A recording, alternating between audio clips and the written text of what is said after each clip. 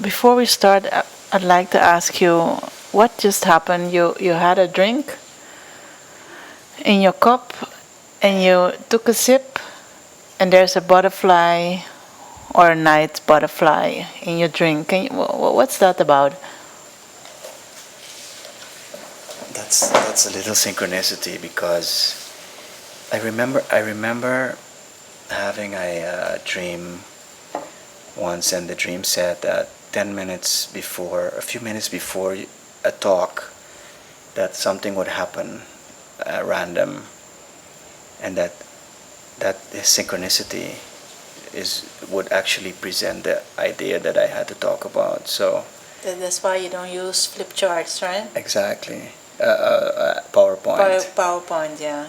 But right, but so this butterfly that just fell into my cup of wine here actually very well represents what we're going to talk about now, and that is that the title is actually the topic is the psychology of the miracle maker. And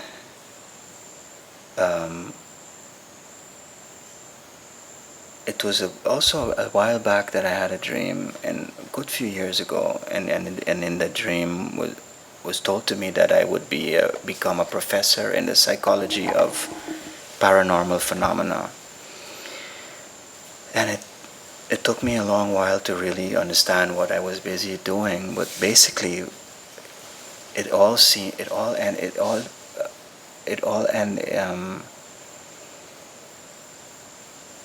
it all ends is starting to end up there, in the sense that what my work is really about is to try to explain what the psychology is of the miracle maker. The miracle maker is, of course, the self in Jung's psychology, with the capital S.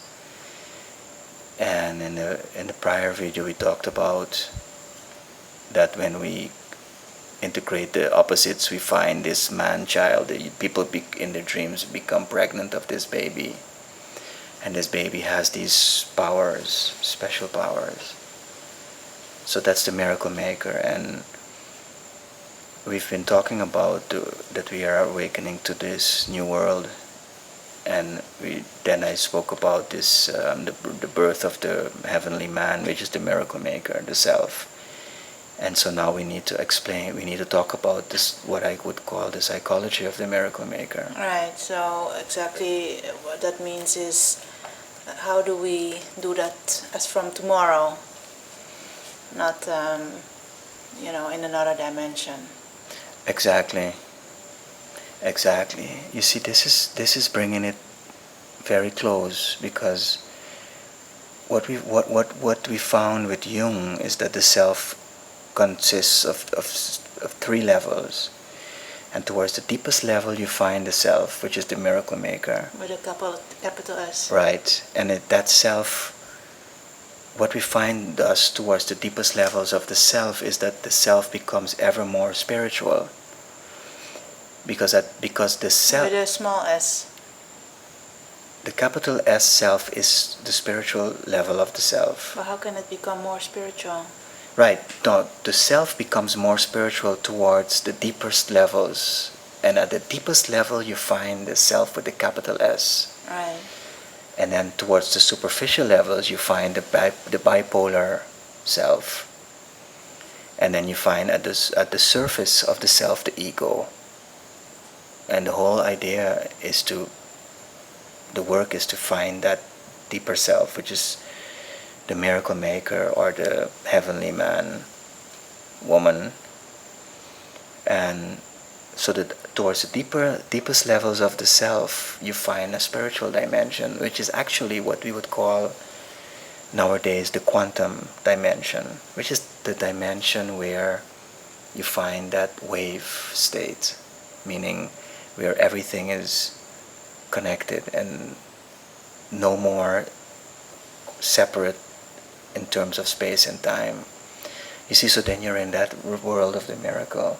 Right, that would be a steady wave, not stormy ocean.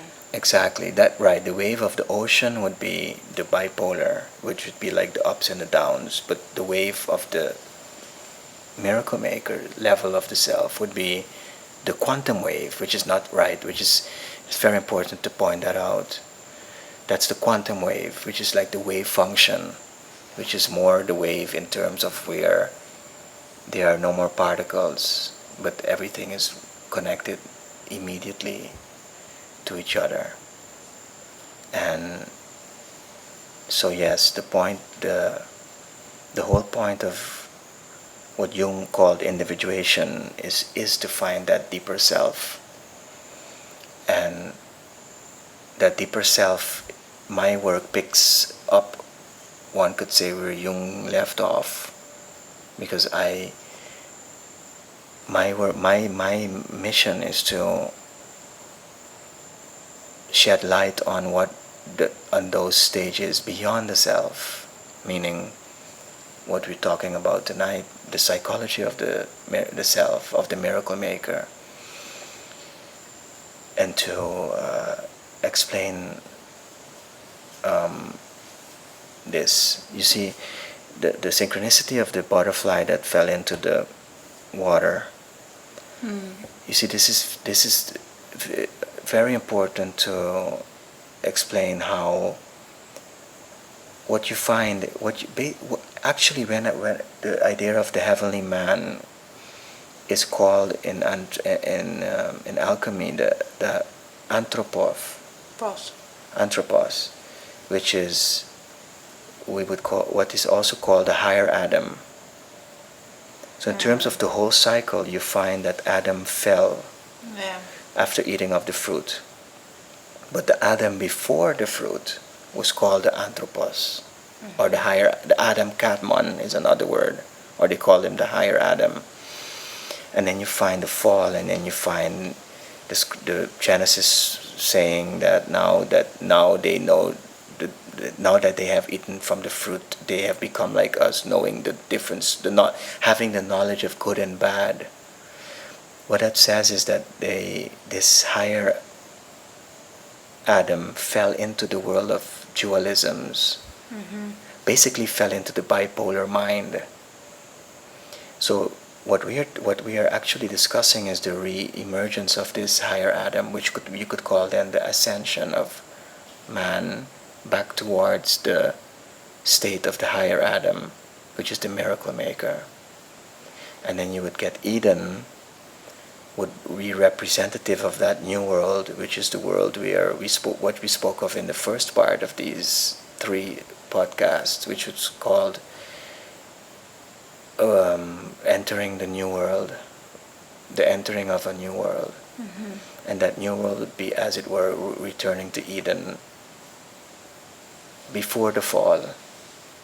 And that whole cycle of entering Eden after the fall and returning to Eden, that cycle is called the Euroboric cycle of descent and ascent.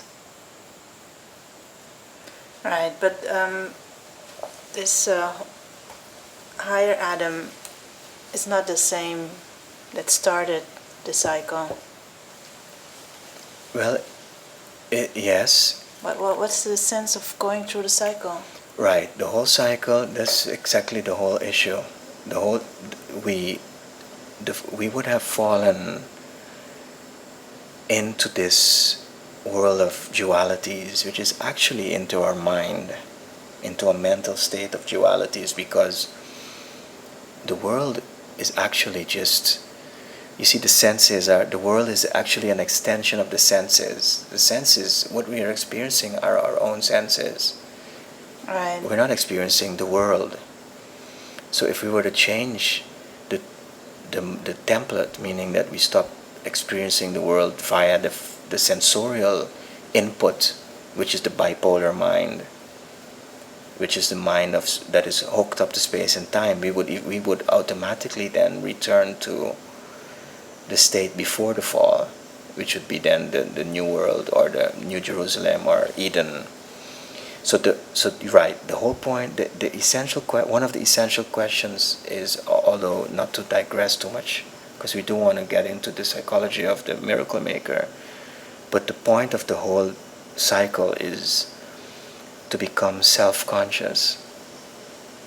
You see that you could say that in the beginning Adam and Eve were like naked, and then when they ate the fruit they became aware that they were naked. Yeah. And then they ran to look for clothes.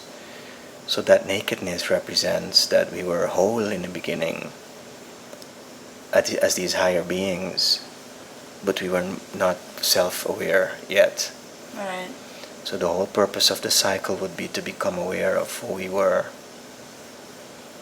Because in that complete wholeness, we weren't aware of who we were yet. Right. So this is a very important purpose to this whole cycle that we have, that we are now, believe it or not, at the end of this cycle. And this is why in the Bible they speak of the harvesting of those that are ready to be harvested. Yeah, you have nowadays so much information on the internet, and everybody seems to know it. And then when you try to find out what is it, because I want it, there's no like a plan. There's no content. Exactly. You see, and that's why what we find at this stage, where Jung, as it were, left off, is that when we find the self again, which is that higher Adam. Right. And we spoke of it in terms of this baby that is at the same time an adult that has these powers. Then what we found is that these selves hook up to a plan. Yeah. Right, and that's collective. Exactly, and that plan is also what we find in the sacred books as the prophecy. Yeah.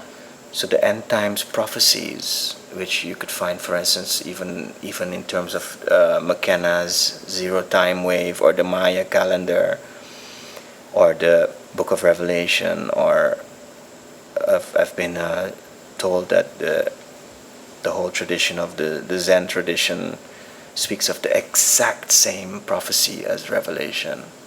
How in the last days you would find all of this chaos and tribulation. Yeah. A lot of confusion. Yes, but the idea is that there is a plan. So there is a plan that we connect to when we reconnect to the heavenly man, which is this higher Adam in ourselves. And these higher Adams together re-enter this prophecy. And this prophecy is like the bridge between the Eden and this bipolar mind reality that we're in now. And this is a very clear plan that delineates exactly what we have to do. But you see the power, before we get into the psychology of the higher Adam, if you wish, already by Jesus we find the very clear symbolism of all of this, because Jesus called his apostles the fishermen of men. Yeah. Meaning that the work of this work was to fish people out of the sea. Right. Comparing people with the fishes, which is species. Yeah. And Jesus himself was called ichthus. Ichthus is another word for fish. So Jesus represented the time of the fishes, species, towards Aquarius. Yeah. And the water bearer is the anthropos, which is the higher Adam, which gets up out of the sea of Pisces. And the sea is that bipolar mind linked to this bipolar reality, which everybody by now, there's so many people that have explained this, and that is that the surrounding, what we have around us are just electrical signals, and that the mind translates that into experiences. So we know that this bipolar mind is connected to this bipolar reality. Yeah, this energy field. but that it's not a real reality. It's a hologram of sorts.